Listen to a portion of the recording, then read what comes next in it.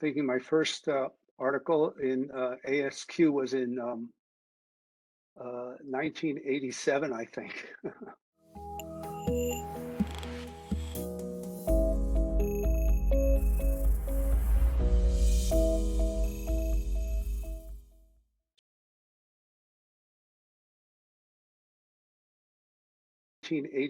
I think. So today's talk is on 5 teams, 5T, 1 billion machines, and the Inflation Reduction Act. And let me begin by first thanking Manny and the Lean Division for doing this. And Manny, you've been a big help in making all this happen. So the question here, the question that we have is if burning fossil fuel is changing our climate for the worse, what should we do? Someone may say, what, if anything, should we do? So if burning fossil fuel is changing our climate for the worse, what should we do? Now, this is a big question. The question of is it, if it's changing, if climate change is for real, that's a discussion for another session. If anyone wants to talk about it, we could talk about it later. But today is a question, if it's happening, what are we going to do? And what are we going to do at work? And what are we going to do at home? So that's what we're doing at work and at home. So this talk is based on this article in January 22 in the Quality Progress magazine. We talk about these 5 teams needed for dealing with climate change. And I'm going to walk through each of these teams. So we're suggesting that you add 5T to your Six Sigma or your Lean or your quality improvement process. So the first is Motivation Team, why address climate change? And if you're in this field, you'll often be asked, what is your climate change story? So here's quickly my climate change story is Hurricane Wilma. You can see the track of Hurricane Wilma goes right through Florida. Here's a picture of the hurricane. And as it went through Florida, it went over my mother's apartment. And actually, she was right here in the middle. And here is the wreckage of the apartment, completely wrecked. And I had to move my mom to Baltimore. Her apartment was wrecked, and she could have easily been terribly injured. Now, we also have BlackRock Investment has $10 trillion in assets under management. And in 2021, their message to companies was every management team and board will need to consider how climate change will impact company stock. And we all know company stock is a real thing. So companies are interested in this. And I'm basically suggesting that this presentation, it can be used by you, by your team, by consultants to have your company deal with this question. What if anything, are we going to do? So here's the thought experiment. I'm going to show you a video in a minute. And this is a video that's free. It's available. It's on YouTube. We'll send you the link. In fact, the links are in the chat. All this information is in the chat. So I'm going to introduce you to Saul Griffith. And if he is correct, what are the implications for our company? So just picture, if you will, that this video is shown, show it to your team, and then say, gee, what, if anything, are we going to do? What are the implications to our organization from this video? Now, here it comes.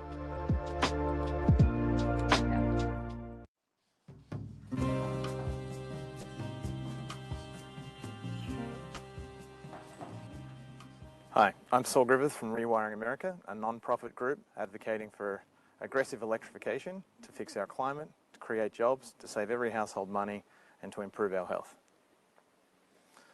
As everyone knows, we have a carbon dioxide problem. 87% of that comes from our energy system, the way we make and use our energy.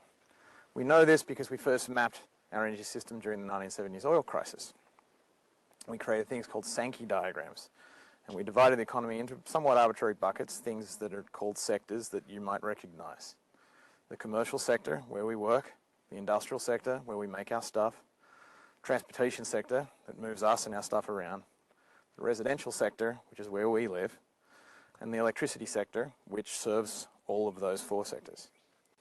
We also mapped what fuels went into those sectors: the barrels of oil, the tons of coal, the cubic feet or millions of cubic feet of natural gas, even the nuclear power and the renewables that went in, and mapped where they were used and how. But that's really not enough detail to figure out what we have to do for climate change. Let's think about the machines. There's about 1 billion of them. We're going to radically demystify what decarbonisation is really going to mean. 730 million tonnes of coal is mined in the US every year in 669 coal mines in giant trucks. We have hundreds of giant coal loaders that transfer that into tens of thousands of coal cars that are pulled by thousands of diesel-powered locomotives on 140,000 miles of freight rail to bring all of that coal to 241 coal-fired power plants where we burn it, not very efficiently, to make electricity. We have 27 trillion cubic feet of natural gas that we drill in 300 to 400 offshore rigs. We supplement it with another 1 million, which is astonishing, dotted across the landscape natural gas wells. We connect that with 320,000 miles of natural gas distribution lines, including 121 LNG terminals where we ship and receive large amounts of bulk gas. We store it in 400 underground facilities, which we use to iron out the daily variations and the monthly and annual variations. And we feed all of that to our 2,000 gas-fired electricity generators, which make a lot of our electricity. And by putting it in 1.3 million miles of gas distribution lines, we get it to all of our homes. Many of you will recognize this. 69 million of our homes has one. It's a gas meter. 3 million of our commercial buildings have one. And on the other side of that meter are the demand-side machines that use all of this fuel. 58 million natural gas furnaces or heaters, space heaters, 56 million gas water heaters, 18 million gas dryers, 35 million gas stoves, 6.5 million gas cooktops, 2 million gas ovens, nearly 2 million hot tubs, 1.5 million swimming pools, 69 million barbecues. So many little blue flames that we now know are harming our children, affecting our respiratory health, and aren't particularly good for the environment in any way. Which brings us to oil. 7.1 million barrels, 300 billion gallons. That feeds 250 million vehicles in our garages. They're recognizable, 25% of them are cars. Half of them now are SUVs and larger crossover vehicles. 20% are pickup trucks, 5% are minivans. We have 8.5 million motorcycles to boot. They're fed by 150,000 gas stations, which require 100,000 tanker trucks to provide a constant feed of oil to them from 135 oil refineries that take raw oil and convert it into gasoline and to diesel for our machines. 224,000 miles of pipeline connects those refineries to our 960,000 wells and to the 63 oil tankers flying under the American flag. Now we know what we have to do. 50% carbon reductions by 2030. This is an astonishing statement. First science-based climate target by a major nation, and I'm proud that we're going there. This is what we have to do. It brings our net zero targets forward in reality to beat 2 degrees from 2050 to 2045, and really we should be aspiring for 2040. It's doable, just barely, and that'll give us the climate our children deserve. What are we going to do? We've got to retire all of the machines I just mentioned to you in the next 20 to 30 years. Tankers, refineries, oil wells, tanker trucks, pipeline, gas stations, offshore platforms, coal mines, coal loaders, the whole lot. They need to be retired, recycled, and retrofitted. You can already hear the earth recovering. You can already hear your children breathing more easily. So what are we going to do after that? We electrify everything. Not quite everything. We're going to use our forestry byproducts, our bio-waste, our agricultural waste, and our food waste to create biofuels that can help to decarbonize some of the harder sectors, such as aviation, long distance, freight, even agricultural liquid fuels. So we're going to electrify everything else, the great majority of our machines. We're off to a reasonable start. We have nearly 2,500 hydroelectric generators already, 56 nuclear power plants with 94 reactors creating baseload electricity, 64 geothermal plants, 2,500 solar farms increasing daily, 1,500 wind farms with 60,000 turbines, adding a turbine hourly at the moment, 200,000 miles of transmission. They connect to 60,000 distribution substations, These connect to the distribution lines, 5.5 million miles of them, atop the 180 million utility poles that serve our homes and our businesses. We've got 2 million solar rooftops already, which brings us back to the 128 million households in the economy that live in 140 million homes. 74 million of those are in single-family detached. This is the American suburbs. You'll recognize them. 7 million are in single-family attached. These are row houses in our higher density cities. 10 million multi-family units, and 21 million households living in high-rise. 7 million more in mobile homes. These are the decision-making units of the US economy, the household. And if we actually do the accounting not by those abstract sectors, but by where we make our energy purchasing and energy use decisions, our households and our businesses, you wind up with a different perspective. 40% of our emissions resulting from the decisions we make around our kitchen table, and another 20% of our emissions come from the 6 million commercial buildings of our businesses. 60% of our emissions that are on what you can call the no regrets pathway. We already know how to get rid of these emissions. We know what the machines look like. They're at nascent scale, and we need to do them in the next decade. That buys us time to decarbonize the harder sectors by 2040 and 2050 targets. So we're going to electrify everything. There's some really good news in that. EVs use about 1/3 of the energy of their fossil fuel counterparts. Our water heaters, if they're run with heat pumps, will use 1/3 of the energy of their natural gas counterparts. Same with space heating. Heat pumps will eliminate 2/3 of the waste in that sector. Similarly, in generating electricity, when we do it with coal or with natural gas, we lose close to 2/3 of that energy as waste heat. When we generate our electricity with renewables, with wind and with solar, that won't be true. And because close to 10% of the US energy economy is actually finding, mining, refining, and transporting our fuels to support our fossil fuel economy, there's a huge saving there as well. This adds up to an incredible good news story for America.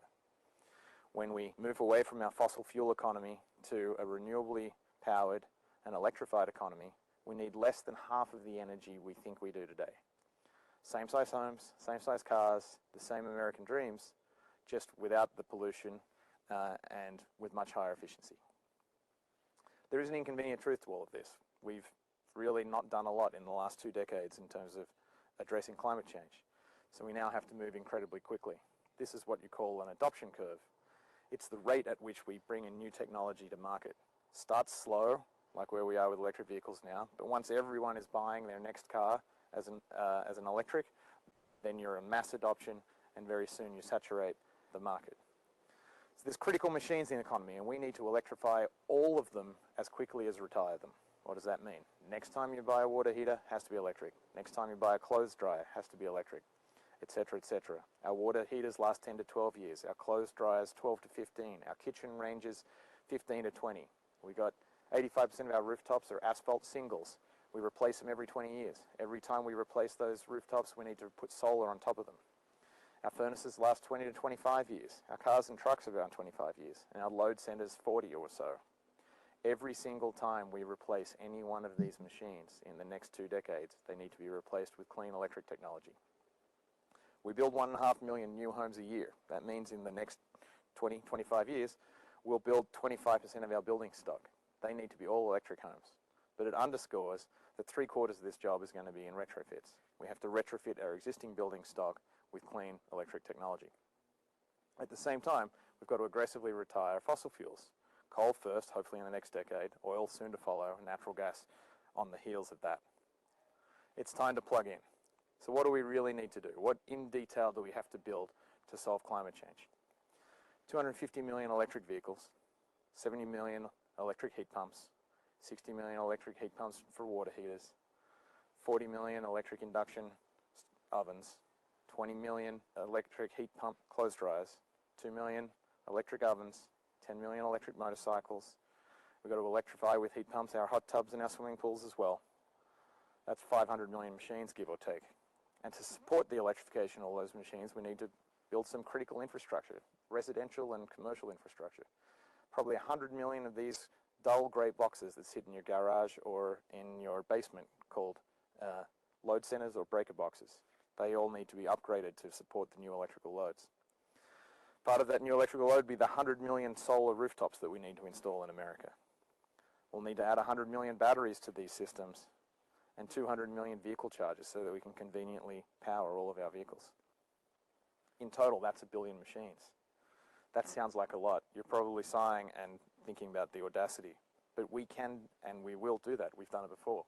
We did something like that for World War II, where America came to rescue the world and produced the bullets, the airplanes, the boats, the tanks that won World War II for the Allies. Now we have to fight a similar war, but it's not going to be bullets this time. It'll be batteries. It won't be boats. It'll be solar farms. It won't be airplanes. It'll be wind turbines. The other good news is it's a win-win-win. As long as we get the regulations right and we eliminate the friction that artificially inflates the cost today of these solutions, as long as we get to a huge industrial scale, which will bring the cost down by more than half, and as long as we provide convenient financing, so it's cheapest and easiest for every consumer to buy the electric option at their next purchase, then we're going to save every American household more than $2,000 every year into the future. That's going to save the American economy $300 billion a year, every year. Don't believe the alternative lies. This is going to save American money. It's going to save our children. It's going to save our climate. Electrify nearly everything. Join us at Rewiring America. And if you'd like to meditate on the task at hand, this presentation will be available as an adult coloring book at rewiringamerica.org. Thank you very much.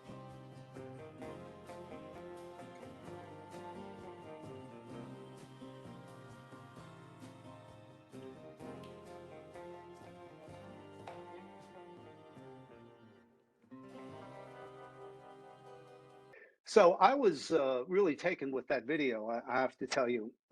If you would like now, I invite everyone to go to the chat. And the question is, what are the implications for our business? So think about what business you're in. And in the chat, let's start typing some implications for our business. Okay, short-term wire, infrastructure build, huge capital conversion costs to remain in business. We will sell gas stoves, but more electric stoves. Shorter lives for our children, that's a potential. Budgeting pains. My client is a food processor. Almost every process requires massive amounts of heating and cooking and steaming and drying. So someone in the food processing business is going to really have to look at their process, and they're going to have to start using electricity for drying and for steaming their foods. Need adequate sustainable energy grid. We're going to need a grid to support these machines. Right, national infrastructure. Will the national infrastructure be able to keep up with the demand? It's a very good point. So what we're facing is some huge challenges. So this is the thought experiment. What are the implications? If this is correct, what are the implications for my organization? And there are many.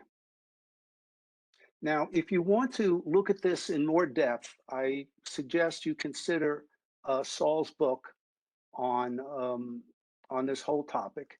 It's called Electrify, and he describes each element of this plan. And by the way, this Rewiring America, I'm going to, in fact, maybe I'll introduce Joel now, or Joel's going to come on at the end of my talk.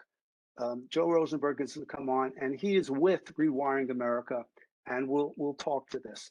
My observation is that the Inflation Reduction Act is greatly built upon the theories in this book and the application in this book. So I would urge you, if you have an interest, go for this book. It really goes to more detail on the subject. So that is team one. Team one is a motivation team. I'm suggesting that each one of us, as part of our work, we can go to our team and say, here's a video I saw, let's look at it and think about the implications for our business. What are the implications? So that team one is motivation. Team two is adaptation. When we think of adaptation in our quality language, think of risk management. So the adaptation team is risk management. How do we protect our vulnerable assets? What are we vulnerable to? Well, here is Cambridge, Maryland, no rain and there's flooding. No rain and there's flooding. By the way, this building is for sale. Anyone interested in it? For sale. No rain and there's flooding. So how can they call this nuisance flooding? Nuisance flooding. Why? Well, this is subject to sea level rise. This is the area that I was there on vacation. I went back to the plan. This is the plan for adaptation. Adaptation, risk management is a seawall. This is the adaptation. And this is being built all over the United States. We're building these seawalls. And this is one of the major adaptation for sea level rise.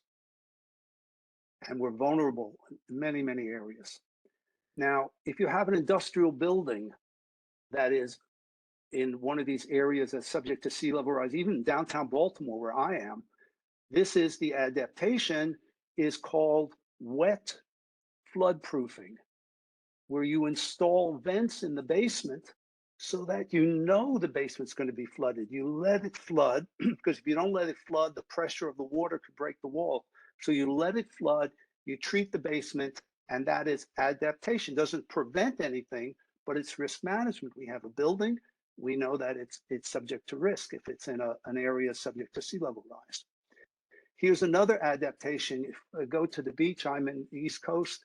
I go to the beach in Rehoboth, Maryland, and every house now has the air conditioning units up like this on the second floor. And this is adaptation, it's risk management. This is risk management. I was giving a talk in California, I put this slide in. This is risk management of a home, how you can make your home fire resistant. So this is what your second team is working on, adaptation projects. What might we consider? So this is your team 2 would work on adaptation, take expensive equipment, move it to the second floor. This is team 2 be working on adaptation. And in a, you'll see in the chat, there's a recent article in Quality Progress magazine where I take you to the NOAA site on adaptation with a lot of adaptation projects. So think risk management is in the climate change language. We call that, how do we adapt to these known climate hazards? The third team is the mitigation team. This is actually a picture of the solar farm. And I've got a little piece. It could be over here, it could be over here. But some of those solar panels are reserved for David Saunders. The state of Maryland passed a bill that allows for community solar. And that's the solar farm that I'm a member of. And certain of those solar panels are reserved for me. So mitigation is how to lower our carbon footprint, lower our gas emissions. Now, you may be wondering, and those of you who were here last year, I'm going to just repeat this quickly. When I retired from the quality field, I went back to school. I earned a certificate. I'm a certified climate change professional, but I went back to class. And in one of the first classes, we talked about CO2 from burning coal. So you burn coal with 78%, 80% is carbon. You burn a ton of coal and you end up with 2.86 tons of carbon dioxide. I could not understand what that was, without that much of a science background. Some of you will know what that is. So basically what it is carbon has an atomic weight of 12, oxygen of 16, you add 12, and that's what the CO2 molecule, carbon and oxygen, atomic weight of 44, and it has weight. Who knew?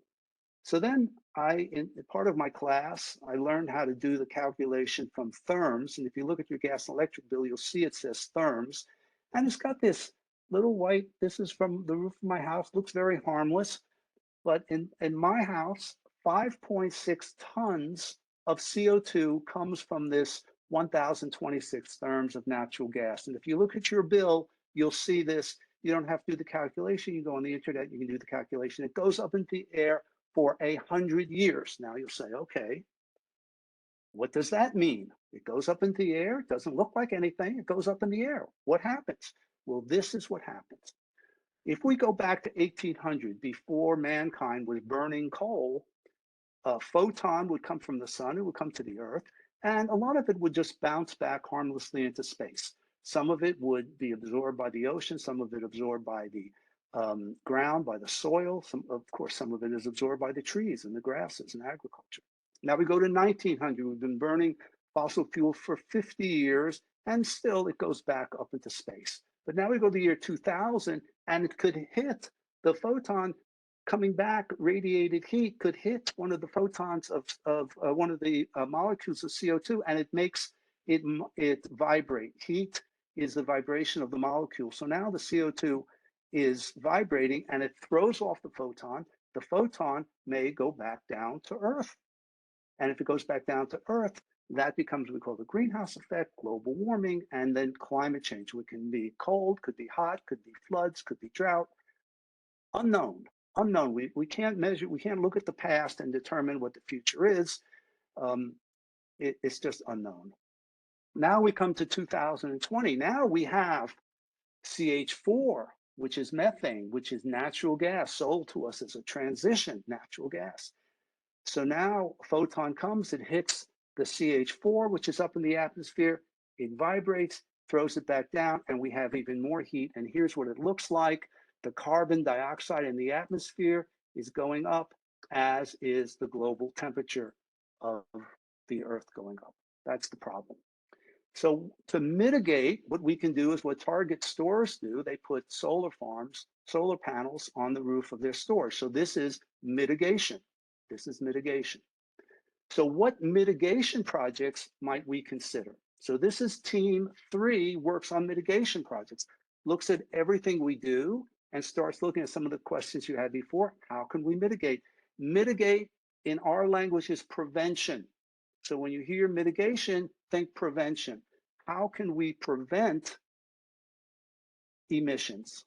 And all through our companies, there are opportunities and also cost savings. And every time we electrify, we're doing mitigation. So team 3 would be working on mitigation. Team 4 will be on reporting, and reporting is becoming more and more. This is managing the greenhouse gas data, and this is where we in Quality Field have a special role. So what are we talking about here? Very quickly, in 1992, the IPCC met at Kyoto, and they defined the greenhouse gases in 1992. It's a pretty long time ago. Carbon dioxide was set with the GWP a global warming potential of 1, and methane, which is natural gas, has a global warming potential of 21, except when it leaks, about 3 to 5% leaks, it has a global warming potential of 80. So nitrous oxide is 310. So this is how many tons of CO2 goes up in the air for 100 years. So those are greenhouse gases. This diagram I've seen over and over again. This is comes from New Zealand. I tracked it down. I got permission to reproduce it. It's 20, 30 years old. So these are the gases. And you'll see, if you get into this field for mitigation, you'll see the scope 1 and 2, 3. Scope 1 are the ones that our company, the greenhouse gases that our company emits directly. Scope 2 are indirect from the grid, and scope 3 are indirect from the services and products that we make. So you'll see this over and over again. And then this is a typical kind of data sheet. You get the baseline, and you can see how it's aligned CO2, CH4, nitrous oxide, and scope 1, 2, and 3. And you do this for a base year, and then you do it for the follow-up year. And this has now become a cottage industry. And we can go to the ISO 14064 is the standard for doing these greenhouse gas. And this is something we in Quality Field, we know how to do. And in our companies, we could play a role. And I'm suggesting this, that this could be a role that we can play, because this is coming. This is coming down the track at us. Every company is going to be involved. And we might as well, we can be on the team, we can be leaders, we can be technical people, et cetera. We'd be consultants. Now, team 5 is the opportunity team. This is how to profit from when combating climate change. Hey, there's no harm in making a profit. We're capitalists. So, and the profit is good, because the profit is going to drive the changes and the improvements. And we go to management and say, look, we can lower our carbon footprint and we can save money. Management will like that. Our stockholders will like that. Everyone, society will like that. So here is a typical example. Target stores, they put the charging stations on their parking lot. While you're charging, you go shop. This is an obvious opportunity.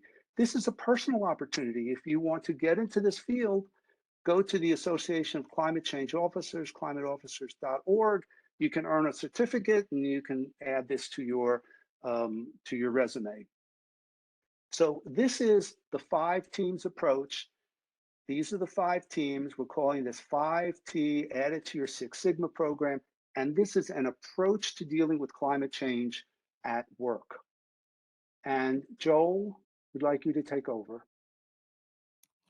Well, hey everybody, I'm Joel. I am from Rewiring America, and all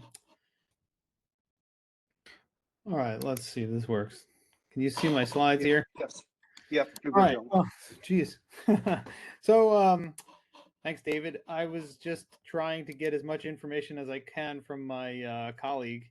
So, Rewiring America, as you saw in the in Saul's presentation, we're trying to alert people to the idea that if we electrify everything in our economy as much as possible and power all of that stuff on renewables from, mostly the sun, wind, solar, offshore wind, etc., then we can not only stop burning fossil fuels, which is causing this pollution blanket that's warming the earth, but the way we do things now is incredibly inefficient. I know you guys, I'm a mechanical engineer by background. I'm not a quality engineer, but I know that you guys don't like waste. And the way that we do things is incredibly wasteful. Our power plants are incredibly wasteful. They waste half of the energy, or up to like 70% of the energy that we put in with the fossil fuels goes up the smokestack. In our natural gas furnaces, the best ones approach 100% efficient, but if we convert it to heat pumps, they could be 400% efficient. There was the hubbub about gas stoves a couple weeks ago and whether they cause indoor air pollution or whatever because they're not vented outside. Now we have more modern induction as well as much better electric stoves that don't produce indoor air pollution from burning fossil fuels in your kitchen, which is good for your health. So there's just a lot of waste and byproducts that we don't want. And I would encourage everybody to think about that in terms of your business and in terms of your home. And so what I want to do is real quickly go through some of the opportunities that are available that have been created by the Inflation Reduction Act that passed in the middle of last year. Okay, so I do want to address the business side. This is what I was just trying to quickly pull together.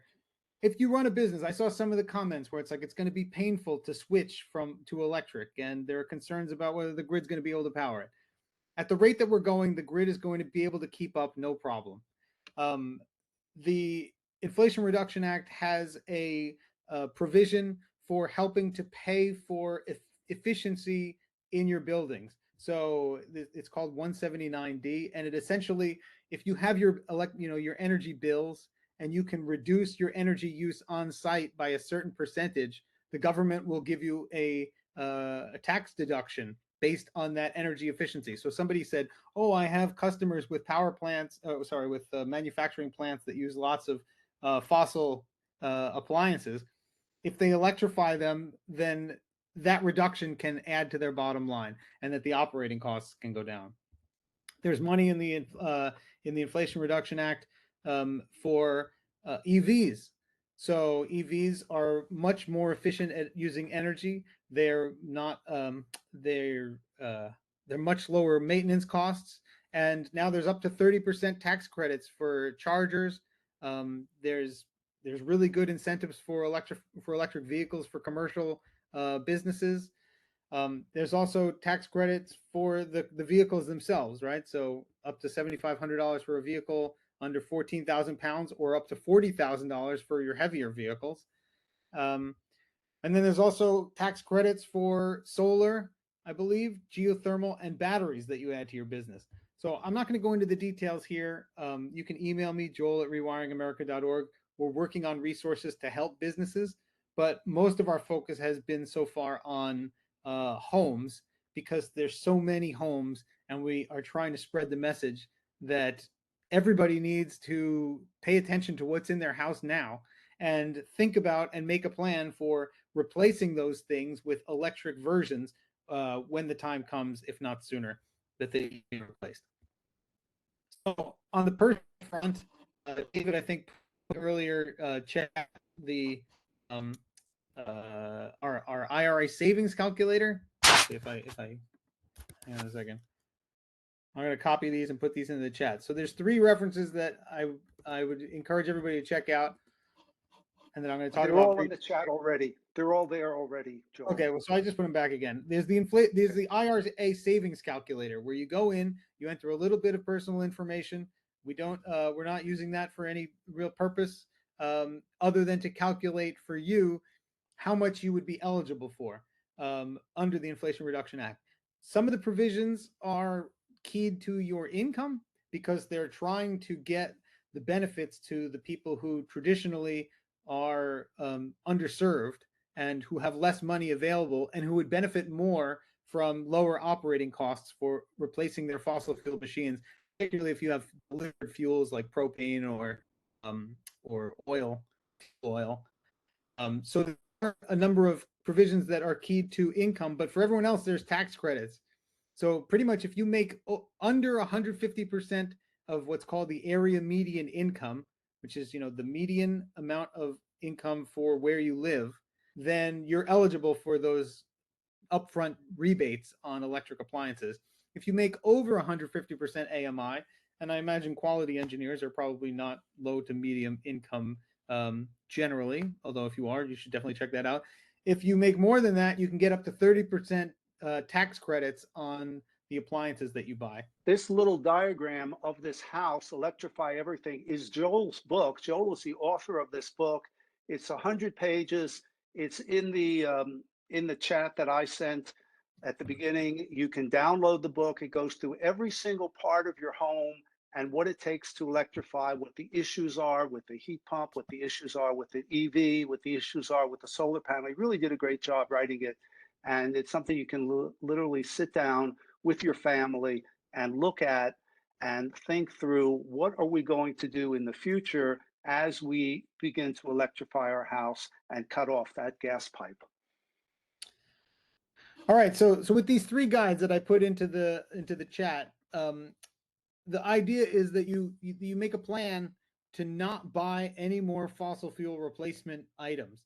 And towards the beginning of the home guide, that's the one with that picture of the house on the front, there is a chart that has what we call do now, which is essentially a thing that you can do to get going on that item. So David was talking about how he basically gets the power from a community solar array near him.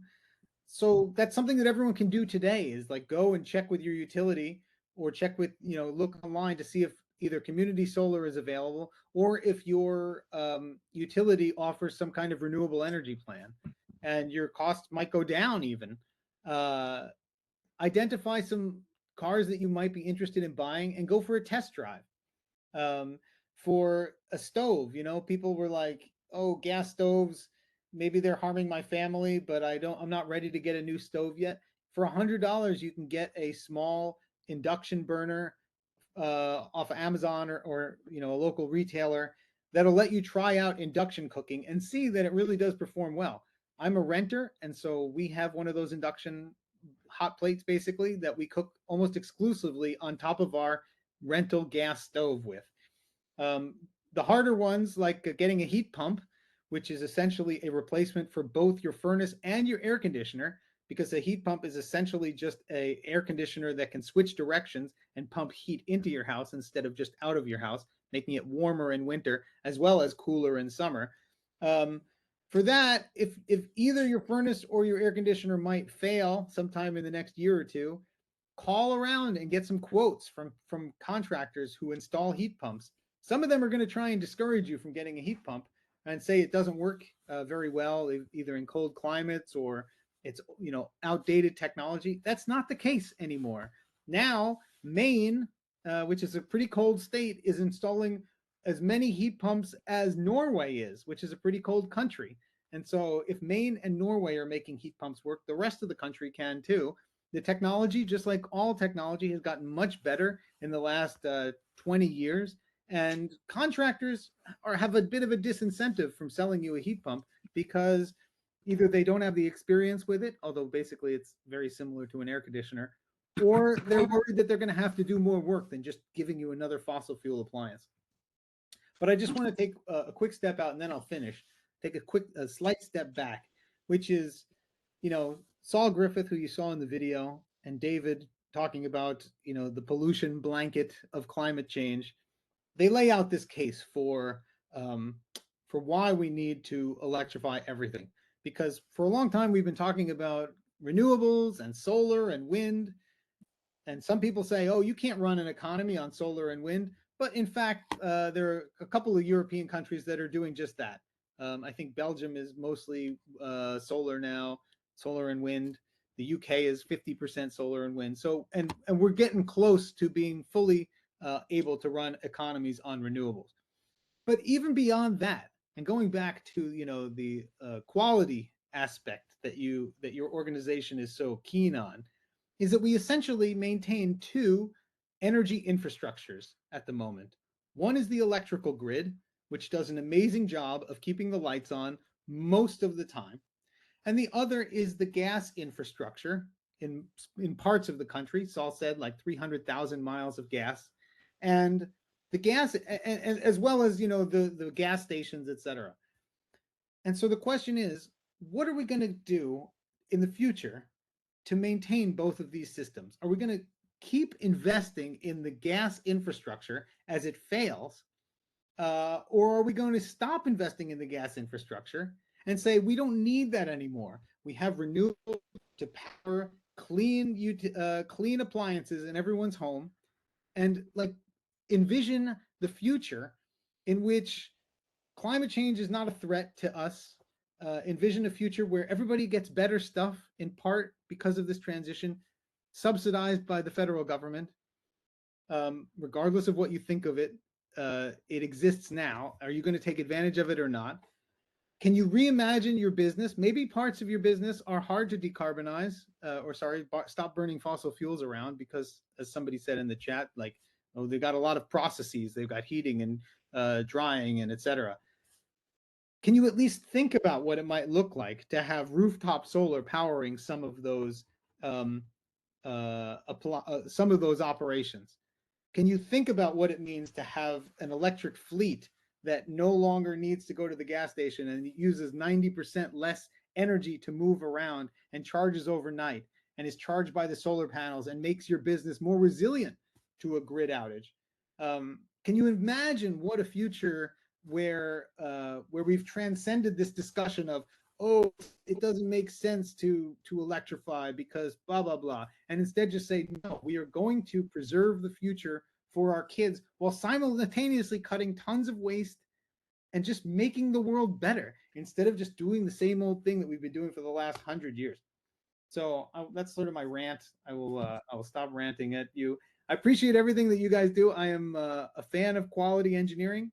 I'm a fan of engineering in general. I am an engineer, and I encourage engineers to. I should also say a caveat. I did another talk with David about this topic, and there's a lot of skepticism, like, oh, electricity doesn't work as well, or I'm in northern Michigan, somebody said, so I didn't even consider rooftop solar. No, you should consider rooftop solar. Like, it's easy to get a quote. And if you look in the home guide, you can go online to energysage.com and just get a quote for your address real easy.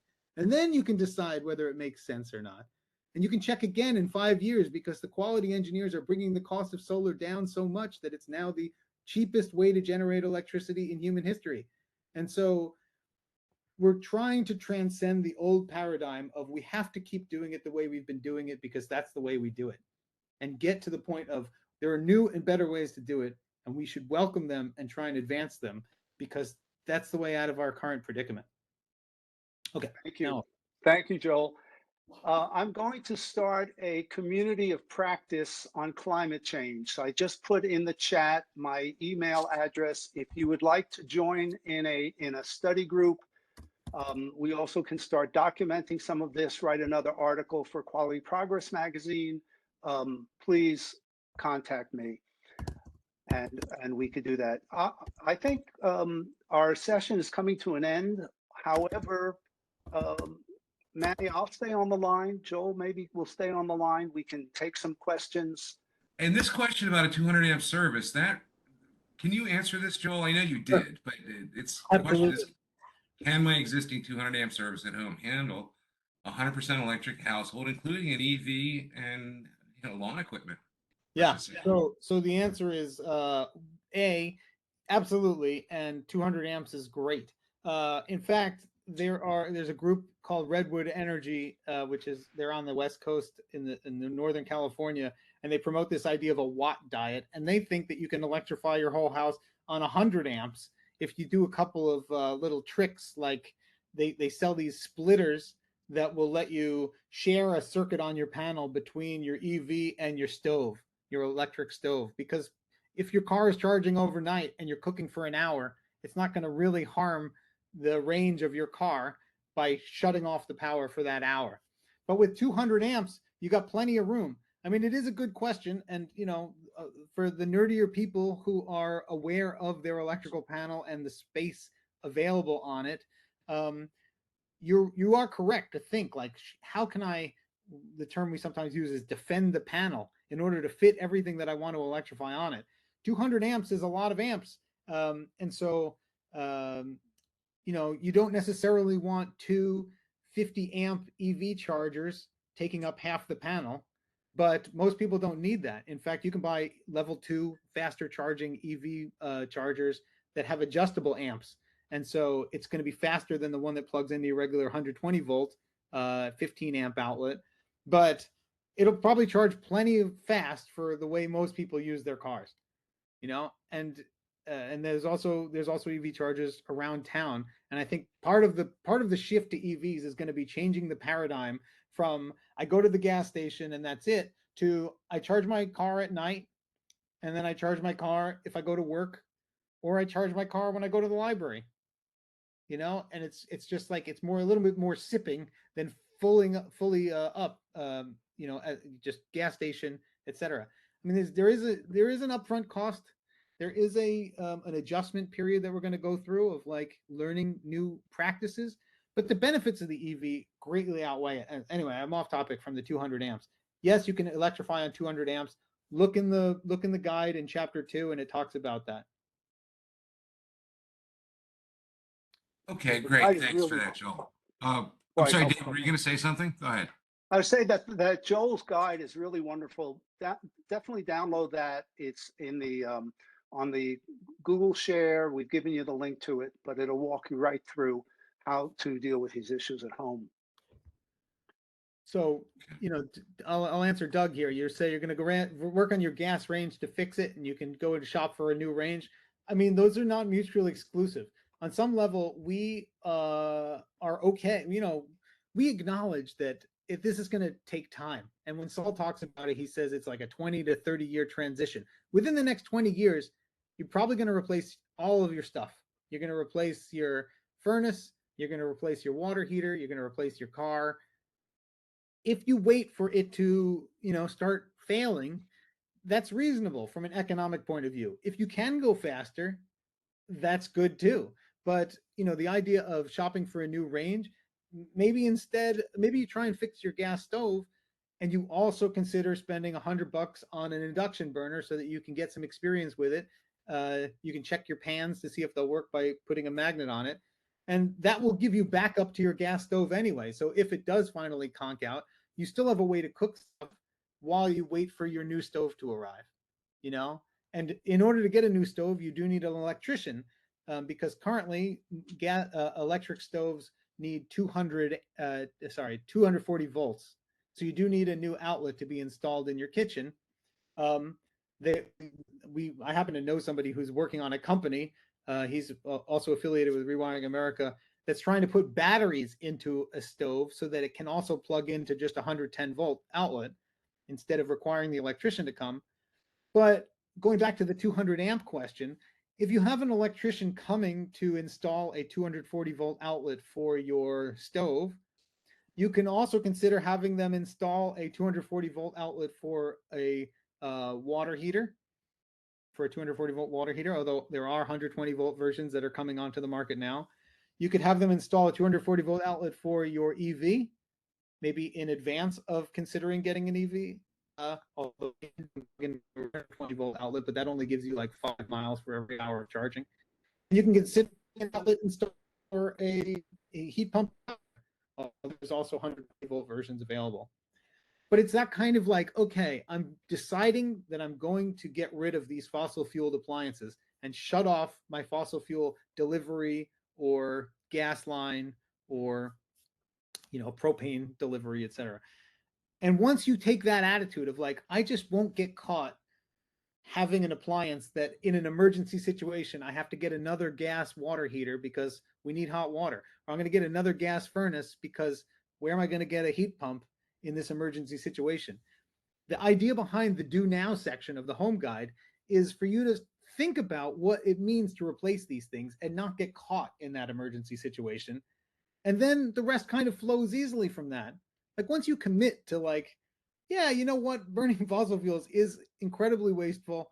And, you know, even if I'm a climate skeptic, you know, you buy insurance for all kinds of other stuff. Why not buy some climate insurance and be like, even if climate change is a hoax, if I'm wrong, it's really could be quite bad. Sure. Hey, so folks, I realize we went a little over, and I'll tell you what, I think because of the topic, if you're already late for your next meeting, I apologize. Enjoy, disconnect, and reach out to me if you got any issues. I did put my email address in there. Otherwise, I think we should go till at least quarter after. Hang on, because if you don't have to go, then Joel's got something to say. So, folks, thanks again. Thank you, Keep an everybody. eye out for the email, and thank you for your support for here at LED Webinars. Do appreciate it.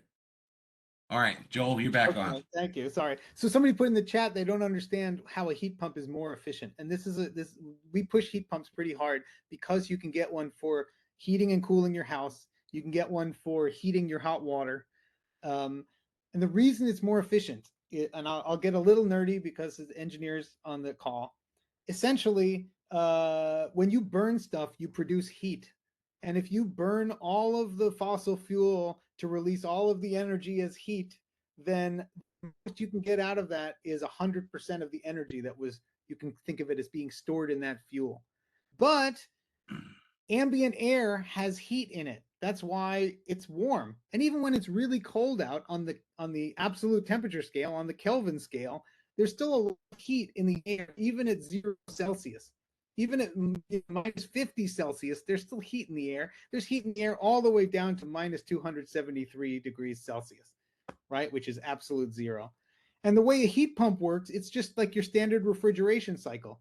I bet everybody on the call has a refrigerator, and it's basically a refrigeration cycle heat pump that's pumping heat out of your fridge inside and into your kitchen. So the way an air conditioner works is it's like a refrigerator, except your house becomes the inside of the fridge, and it's pumping heat out of the house. And all a heat pump does, it's got a little, $100 reversing valve that lets the cycle run in reverse and pump heat from outside into your house. So if you've ever walked by an air conditioner and you felt it on the outside, it's hot. All the heat pump does is put that hot air into your house. And in fact, they sell window air conditioner units now that have reversing valves. They're essentially window heat pumps. And I have one as a renter. And so the question of why can a heat pump be more than 100% efficient, it's very unintuitive. But the reason is that you put, let's say, a unit of electrical energy into running the fan and the compressor in the heat pump, and it does its refrigeration cycle. And for every unit of electricity you put in, it can pump 3 units of heat from the outside cold air, or, let's assume it's in the winter, cold air into your house. And it can be like the best heat pumps in the world are like 700% efficient, which means that every unit of electricity you put in and pay for, you get 6 units of heat into your house for free. And so the best you can do with burning stuff is 100%. And the best you can do using electricity and some mechanical engineering is 700%. And it's crazy to think that there are 700% efficient machines, but there are. And in a similar way, I don't want to belabor it, but like automobiles, the internal combustion engine is like 30% efficient, which means that for every 10 gallons of gas that you buy at the pump, 7 of those gallons go out of the tailpipe as heat. But if instead you run it with motors and batteries and regenerative brakes, it's more like for every kilowatt hour of energy you put in, 90% of that goes towards moving the car. And so it's just incredibly, incredibly wasteful the way we do things now. We dig stuff out of the ground, burn it into the air, and produce tons of waste heat as well as the pollution blanket. And instead, we can use sunlight and have solar panels with no moving parts, chemically charge a battery and run your car or run your 700% efficient heat pump. Most of them are like 300 or 400% efficient, but still. And just live in a future where energy is abundant and basically free.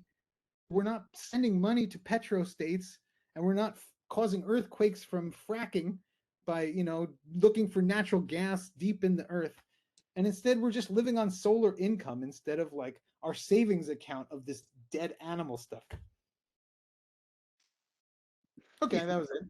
I have to tell you, every time I listen to Joel, I get inspired in this field, because when I first started to think of climate change, it was a area of pulling back, of restriction, and Joel has really taught me that the future is a future of abundance. That we could, you say, can you have your cake and eat it too? When we get to this point, which I am convinced we will get to it, I am totally convinced we will get to it. And as we do, electricity will literally, there's a whole structure that just as right now, long distance calls, when you get, some of you don't remember it, but in the old days, you get a long distance call, you talk for 2 minutes because it was so expensive. And now long distance calls are so cheap, they're not even metered. They're not even, you don't even get a list of them and how many minutes they were.